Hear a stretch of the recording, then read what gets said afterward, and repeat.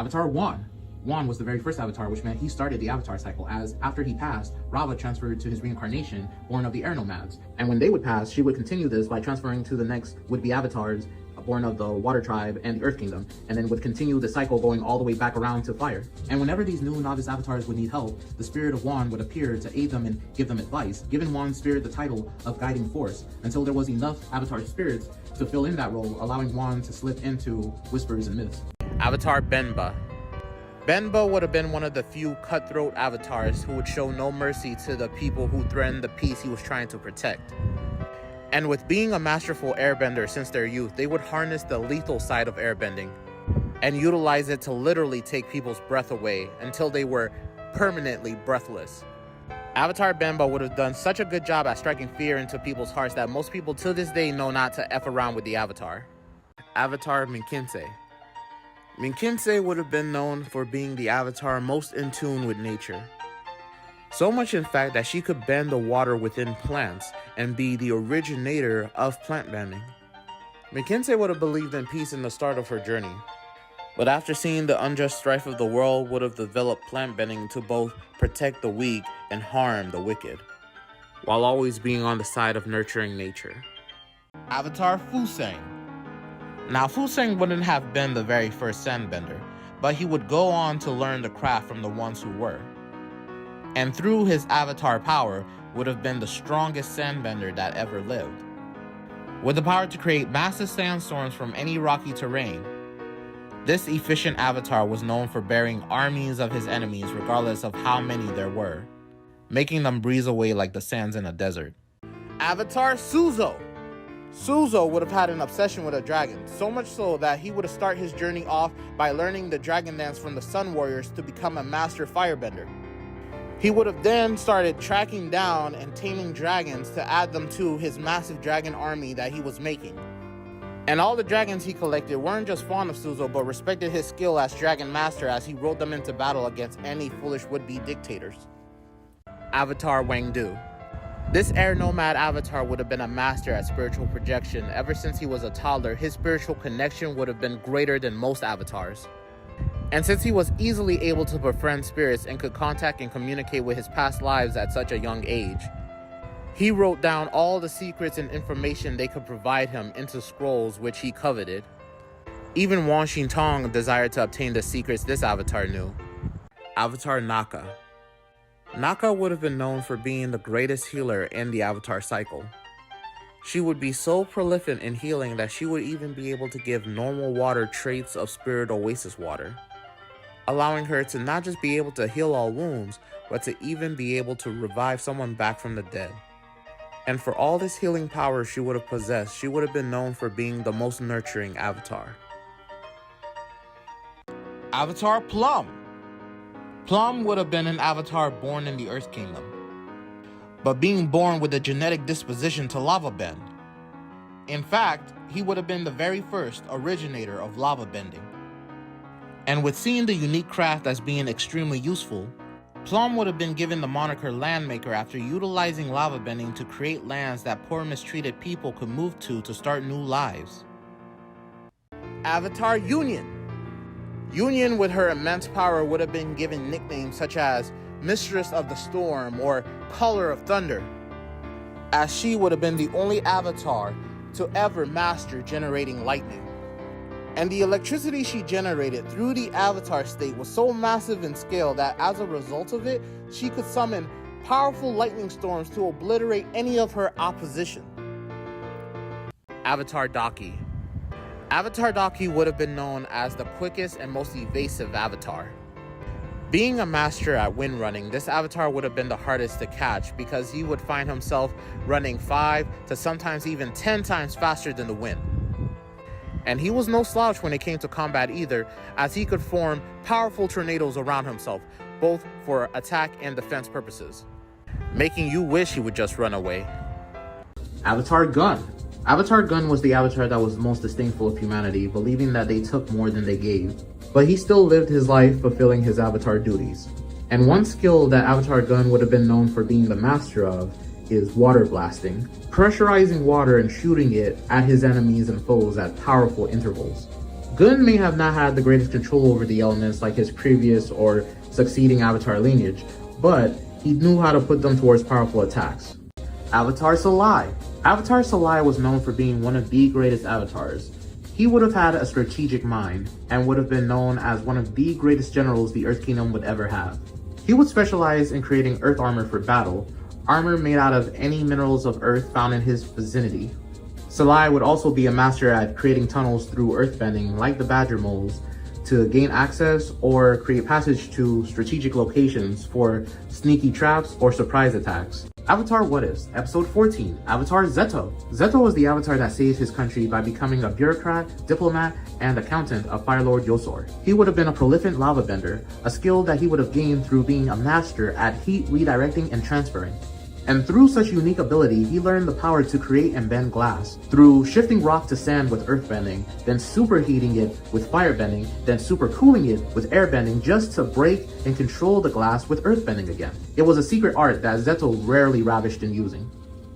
Hi, this is Ryan, your King of Theories, and okay, so this is kind of a part one to a whole part one and part two video that I'm going to be making, talking about the Avatar film, Aang, The Legend of Aang, The Last Airbender.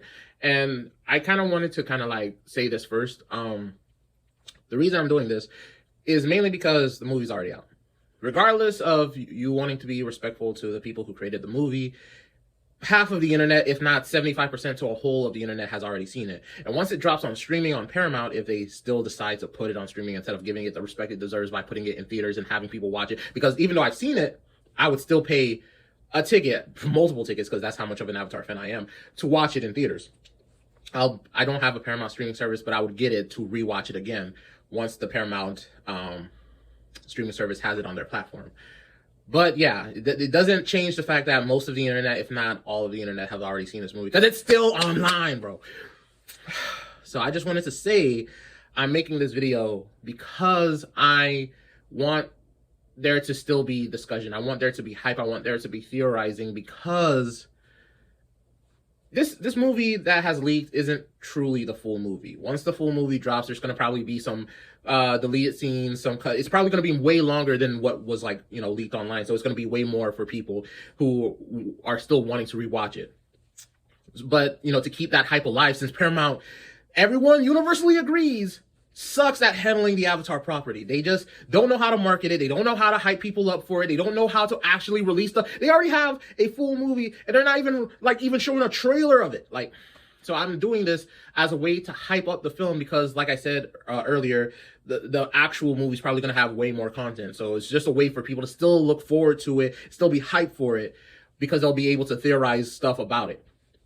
So this is a spoiler one. So if you truly want to go in blind, then I implore you to wait until Paramount finally release it, either in theaters or on their platform. But if you want to truly talk about Avatar, if you want to be, you know, an Avatar fan and be happy that we're finally getting stuff, then I'll, you know, let you know a lot of the stuff that happens in this film. But again, to let you also know that there's still a lot to look forward to when the film actually drops. So yeah, first up, this part one is going over the apparently lost avatars. Like, basically, there were two new avatars that, well, there was actually a bunch more, but the two ones that got the most light, the most dialogue, I actually forgot the first one's name. Like, he even showed back up again in the credits. I think he was an Earth avatar, a very short one, not Salai, way shorter than Salai, and nerdy too, talking about, yo, in your time, Avatar Aang, do people still not, like, you know, wear something better than sandals? Do people still wear sandals? Like, why would they wear sandals and showing their toes and stuff? He was a very funny, quirky avatar, but it just goes to show that the Avatar cycle really goes back far, like super far. And I know some avatars had short lifespans, but most of these guys were old guys, and like, we're talking about 5,000 years and stuff. Like, that was a time given as to how long the main villain of the movie was, like, frozen for, Taga. Yeah, like, we're talking about centuries, millennia. But like, the main one though, the main lost avatar that no avatar was able to connect with because of how, like, sorrowful her regret into, like, the actions that led towards the villain Taga. Avatar Sonam, Avatar Sonam. Sonam, I believe. She's an air avatar, an air nomad avatar, who was able to energy bend thanks to what she learned from the lion turtles. And I love this stuff, bro. I love Avatar lore because it goes so far back. There has been so many avatars. It's like JoJo. Each JoJo has their own story in JoJo Bizarre Adventures. That's why each individual story is put into parts. Each avatar has their own unique story. It doesn't matter if they all can bend the elements. They all learn something unique and different, like Aang being able to energy bend to take away bending. That's how he stopped Ozai peacefully. I mean, there was a lot of cool action fights before he did that, but he was able to not have to take Ozai's life, and he was able to like peacefully end it by just taking away his bending, while Korra was able to like learn energy bending to do a whole bunch of new stuff, and she even learned metal bending and too. So it was just like a lot. Each avatar has their own thing, and Avatar Sonam she was probably, like, we all thought, yo, like, the strongest air avatar besides Aang probably has to be Yang Chen, but no. This Sonam, bro, the stuff shown in this movie, bro, she was moving different. Like, she was freaking, spoiler alert, just in case you really wasn't paying attention to the introduction of this video, she could actually give non-benders the ability to airbend. She was creating airbenders. Like, the harmonic convergence in Legend of Korra was able to rebirth the air nomads. She was already doing that centuries ago, bro. Like, it was an insane revelation. It was an insane revelation, which I already theorized about in previous videos, that it was possible through energy bending. Since Aang was able to take away bending, then that means you could also bestow it. The same with the lion turtles, who did that and essentially created bending within humans. I just never thought they would show a freaking avatar doing that to create, or at least increase the size of a nation. I was like, yo, Sonam was truly moving different. But yo, it's so cool that they're able to still do stuff with this franchise, with this IP, because, yeah, of course you can. This IP has boundless creativity. All of the power system makes sense. The fights, all of it, the characters, and it's just like Sonam. Bro, like, you know, there's probably going to be a book about her released in the like year or so, once this movie fully gets released. So this ends part one. I'm going to give my full thoughts about Sonam and all of the other stuff that happens in this film and the other, important character like Taga in my part two. But I just wanted to like say this a little bit first, you know, also do this introduction just to like let you people know why I'm making this video. And in fact, we're even getting a video game about the life of a past fire avatar that was like centuries, millennia before Aang. So, yo, I hope this also, this hypeness for this film gets that video game process going a little bit faster, so we can get that video game to increase this Avatar hype train. Come back, turn back in for part two, and peace.